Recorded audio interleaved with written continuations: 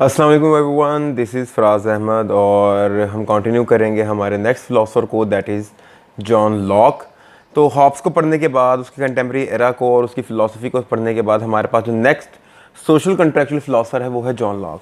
अब उसके अंदर मैं आपको बता चुका हूँ कि सोशल कॉन्ट्रैक्ट क्या होता है, सोशल कॉन्ट्रैक्ट के बाद ह्यूमन नेचर क्या है, स्टेट ऑफ नेचर क्या है। उन्हीं कॉन्सेप्ट्स को हमने आगे लेकर चलना है और बेसिकली जो 5 हेडिंग्स हम देखते हैं, बेसिकली वो 5 पॉइंट्स जो हम देखते हैं कि जिनके ऊपर हमारे जो एक सोशल कॉन्ट्रैक्चुअल फिलोसफर्स हैं उनकी फ़िलासफ़ी रिवॉल्व अराउंड करते हैं, उसको हमने अब एक्सप्लोर करना है कि जॉन लॉक जो है वो कैसे चीज़ों को ऑर्गेनाइज करते थे। अब मैंने आपको from the first day we are studying the philosopher बताया था कि हमेशा फिलोसफर को उसके कंटेम्प्रेरी टाइम के मुताबिक पढ़ना है, क्योंकि उसके कंटेम्प्रेरी टाइम का जो है इम्पैक्ट वो उसकी फ़िलासफ़ी में डायरेक्टली हमें नज़र आ रहा होता है। हॉब्स को मैंने आपको बताया था कि कैसे वो सारे मामला जो हैं वो चल रहे थे। अब जॉन लॉक की बारी क्या हुआ, जॉन लॉक की बारी जब ये मेच्योर हुआ, जॉन लॉक पैदा हुआ है हमारे जनाबे वाला। He born in 1632 and he died in 1704।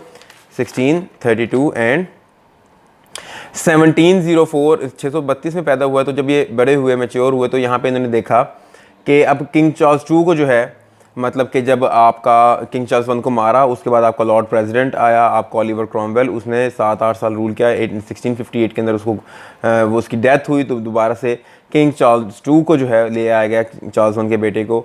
Charles one के बेटे के बाद जो है फिर उसका बेटा जो है वो रूलर बना। अब उसके बाद जो है उसके एक बेटा और एक बेटी थी, जिसके अंदर कंटेस्ट था कि जो है मसला क्या बनेगा। इसी के कंटेम्प्रेरी जो है वो हमारे पास डिबेट चली थी कैथोलिसिज्म और प्रोटेस्टेंटिज्म की। कैथोलिक्स आर द, या Catholicism is about the strict following of the Christianity norms. Christians की नॉर्म्स को, रिलीजियस नॉर्म्स को जब आप स्ट्रिक्टली फॉलो करेंगे, ऑर्थोडॉक्सिकली फॉलो करेंगे, तो उसको जो है कैथोलिसिज्म कहते हैं। कि मतलब कि आप इस दुनिया में आए हैं तो दुनिया में हर चीज़ का हिसाब आपने अल्लाह ताला को देना है। मतलब उनके अब जो what ever the thing the God is, तो उनको देना है। उठना, बैठना, सोना, खाना, पीना, जागना, पढ़ना, लिखना, हर चीज़ का हिसाब किताब आप जनाबे वाला दुनिया को दोगे। ये बेसिक कंसेप्ट आपको बता रहा हूँ, अंडरलाइन कंसेप्ट। इनकी डिबेट जो है वो बहुत ही वास्ट है। तो आपने हर चीज़ का हिसाब देना है। जबकि जो प्रोटेस्टेंट हैं वो कहते हैं कि no, this is not the right thing. हमने सिर्फ खुदा को जवाब देना है, हकूकुल्लाह का। मतलब हमने इबादत की नहीं की, इसका जवाब देना। बाकी हमने खाया कैसे, कमाया कैसे, लगाया कैसे, कहाँ लगाया, इसका जवाब हमने नहीं देना गॉड को। तो मतलब we are free, we have free will, we have freedom of choice. तो हम इस तरह की चीज़ों को नहीं मानते। और ये डिबेट बेसिकली एमर्ज की थी आपके last era of the 15th century and the start of the 16th century. Martin Luther King was a proponent of the Protestantism in the Europe, specifically in Britain. तो उन्होंने ये सारी debate जो शुरू की थी। तो ये डिबेट भी चलती आ रही थी। और लोगों को अब जब पता लगा कि प्रोटेस्टेंटिज्म के जो नॉर्म्स हैं वो तो हमें फाइनेंशियली फ्रीडम देते हैं कि हम जिस तरह मर्जी चीज़ों को जो है अर्न करें, जिस तरह मर्जी अपनी लाइफ को गुजारें, तो लोग अब प्रोटेस्टेंटिज्म के साथ अलाइन होना शुरू हो गए। इसी के साथ साथ क्या हुआ कि जब आपका किंग जॉन का जो बेटा है वो जब आया तो ही वॉज कैथोलिक, जबकि उसी की बहन जो थी Queen Mary, she was Protestant. तो अब जो पार्लियामेंट थी, जो लोग थी, उसके अलाइनमेंट कैथोलिसिज्म के साथ नहीं बल्कि प्रोटेस्टेंटिज्म के साथ ज़्यादा थी। तो लोगों ने जो है वो बातचीत करना शुरू कर दी कि कैसे हम इस किंग को जो है साइडलाइन करके और जनाबे वाला नया जो रूलर है जो कि प्रोटेस्टेंट हो उसको लेकर आएँ। तो यहाँ पे बात की गई, पार्लियामेंट ने बैकडोर डिप्लोमेसी और सारी प्रोपेगेंडा के थ्रू फौज को अपने साथ मिलाकर और बात चलाई। जो आर्चड्यूक था आपके स्कॉटलैंड के अंदर बैठा हुआ, ऑरेंजिस का, ऑरेंजिस एक शहर का नाम था, तो उसका जो आर्चड्यूक था उससे बात की गई। विलियम उसका नाम था। तो उसे कहा गया कि आप अपनी फ़ौज लेकर आएँ एंड हम रिवॉल्ट नहीं करेंगे आपके ख़िलाफ़, हम हर्डल्स नहीं क्रिएट करेंगे, आप आएँ और यहाँ पे किंग बन जाएँ आकर।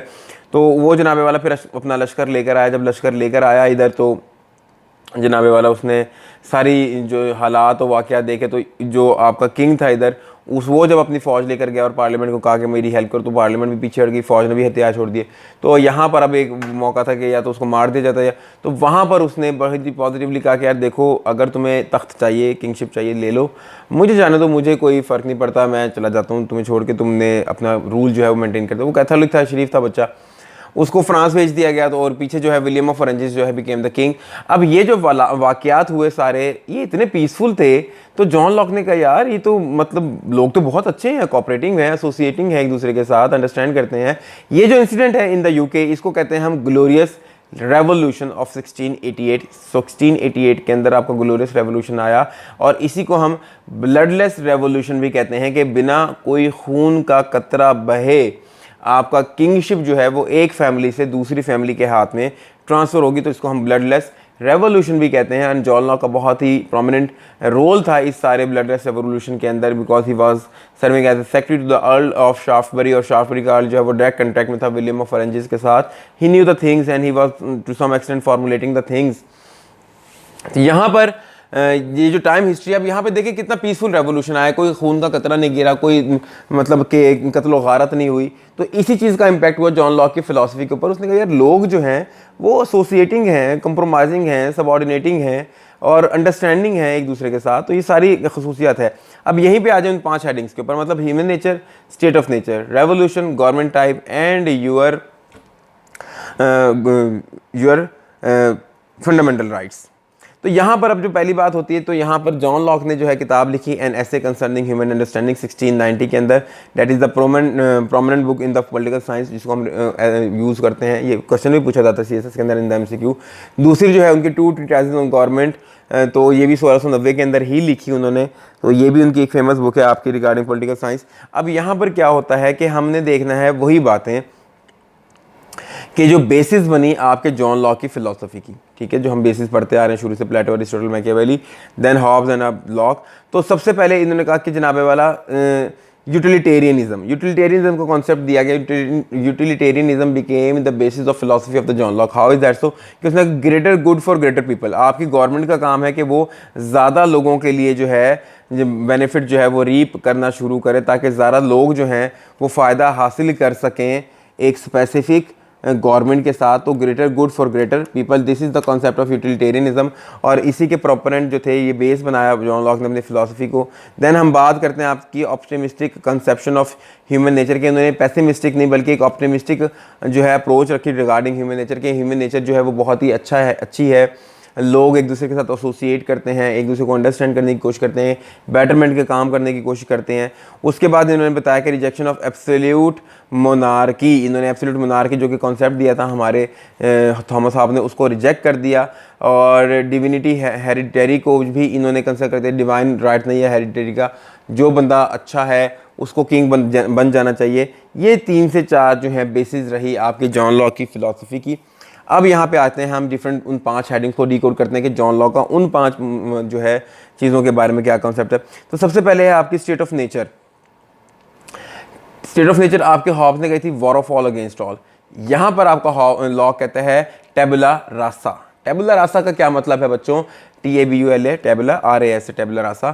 टेबुला रासा का मतलब है man is born as a clean sheet, एक कोरे कागज़ की तरह इंसान जो है वो पैदा हुआ है, and society writes on it, और सोसाइटी जो है, माशरा जो है उसके ऊपर लिखता है। अब जैसे माशरे में इंसान पैदा हो रहा है, इंसान की नशोनुमा तरबियत उसी माशरे के अकॉर्डिंगली होगी और वो ऑटोमेटिकली वैसा बन जाएगा। अगर एक इंसान एक शरीफ फैमिली में पैदा हुआ है वो शरीफ बनेगा, अगर एक इंसान एक क्रिमिनल फैमिली में पैदा हुआ है वो क्रिमिनल बनेगा, अगर एक इंसान पहाड़ी इलाके में पैदा हुआ है उसको मेहनत की आदत होगी, अगर एक इंसान मैदानी इलाके में पैदा होगा उसको वो सुस्त होगा, लेजी होगा। तो ये चीज़ें क्या है? एक सोसाइटी आपको बताती है कि आपने ज़िंदगी गुजारनी कैसे है। तो tabula rasa, man is born as a clean sheet and society writes on it, मतलब कि स्टेट ऑफ नेचर, जब पहला इंसान दूसरे इंसान से मिला तो उसने एक दूसरे से सीखा, सीखते सीखते सीखते वो यहाँ तक आया। अब उसमें चाहे आप देख लो कि उसने नेगेटिविटी सीखी तो वो नेगेटिव एनवायरनमेंट में रहा होगा, पॉजिटिविटी सीखी तो इसका मतलब वो पॉजिटिव एनवायरनमेंट का ही एक रिजल्ट है।